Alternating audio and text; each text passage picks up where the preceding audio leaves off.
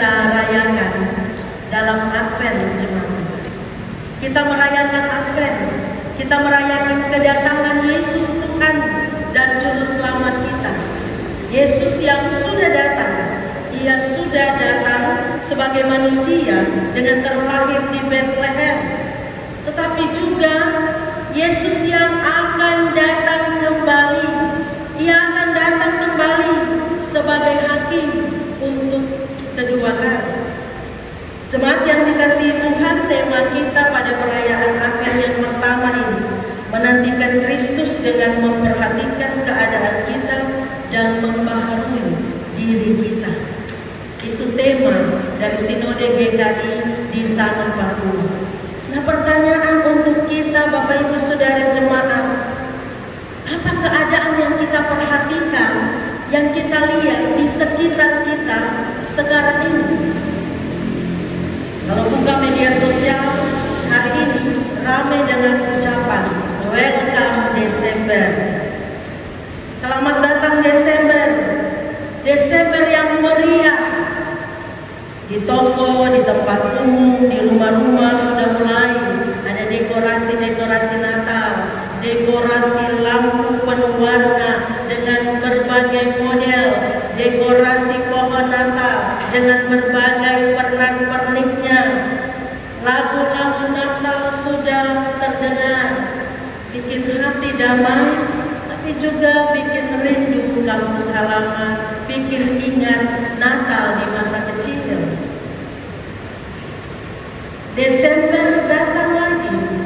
Ini tahun 2024. Desember yang biasanya padat dengan berbagai perayaan-perayaan ibadah. Desember yang hangat dengan berbagai perjumpaan dengan rekan, teman, sahabat, saudara.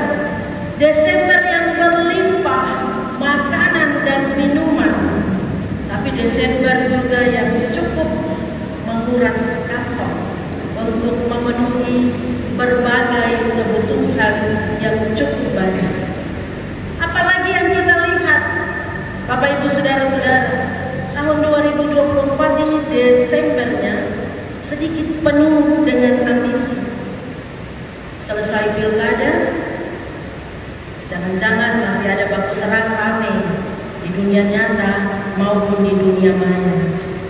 Ibu bapak saudara jemaat yang dikasihi Tuhan, Paulus ingatkan Timotius bahwa ternyata di hari-hari terakhir keadaan pada akhir zaman. Saya saudara-saudara, kita ada di akhir zaman karena kita sedang menantikan penggenapan janji Tuhan melalui kedatangan Kristus kembali. Kita tidak tahu kapan waktunya, tapi waktu itu pasti. Karena itu kita mesti berjaga-jaga. Nah, Paulus ingatkan Timotius dan jemaat Kristen masa itu bahwa ternyata keadaan di akhir zaman ini manusia akan ada dalam masa yang sukar.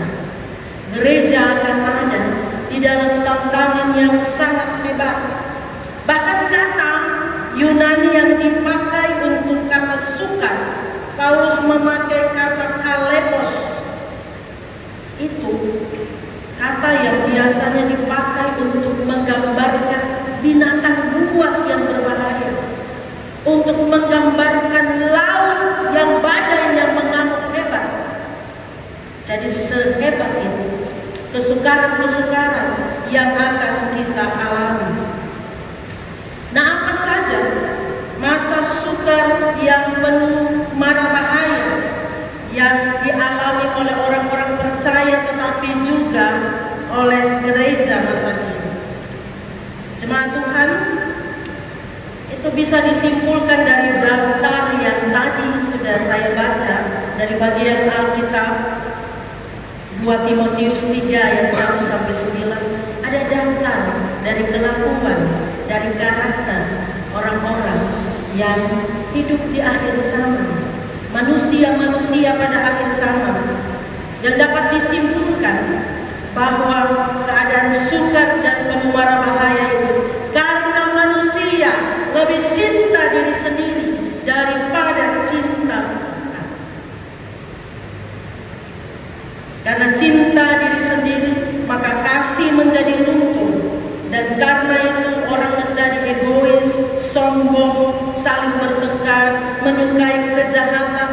suka berkhianat, memberontak kepada orang tua, bahkan kepada Tuhan, menyukai segala kesenangan untuk memuaskan hawa nafsu. Semua hal dilakukan untuk kepentingan sendiri dan tidak peduli dengan agama, tidak peduli dengan Tuhan, tidak peduli dengan ibadah-ibadah dan perjumpaan dengan Tuhan. Bahkan kalaupun dilakukan ibadah-ibadah, ada jurang yang sangat lebar, yang sangat besar antara sikap di dalam gereja dan sikap di luar gereja.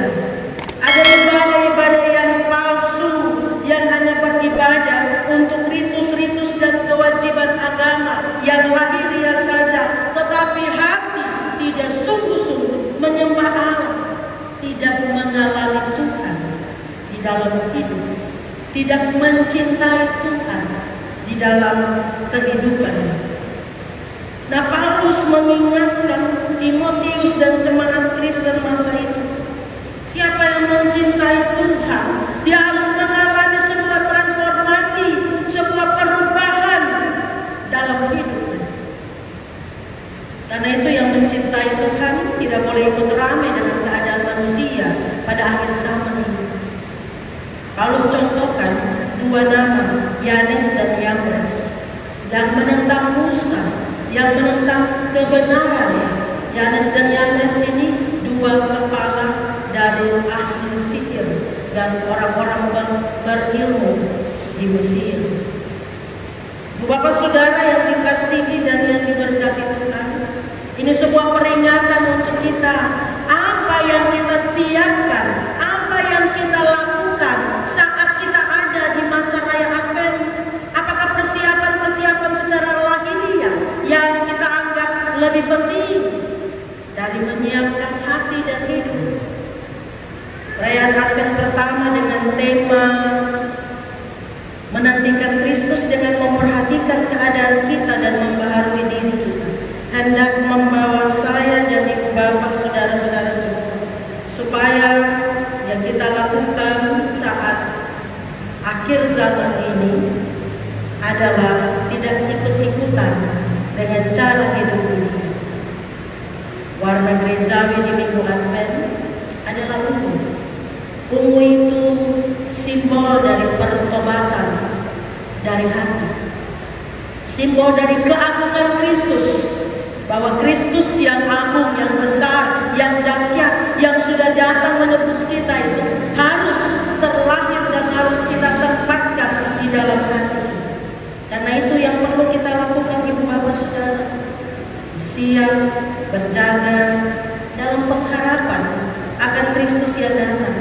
Jangan lupa diri, menikmati semua dalam hidup, menikmati semua dalam dunia, tanpa tahu bahwa Kristus bisa datang kapan saja, tanpa ingat bahwa ini akhir zaman. Godaannya besar, tantangannya sangat menggiurkan, supaya kita jauh dari Tuhan.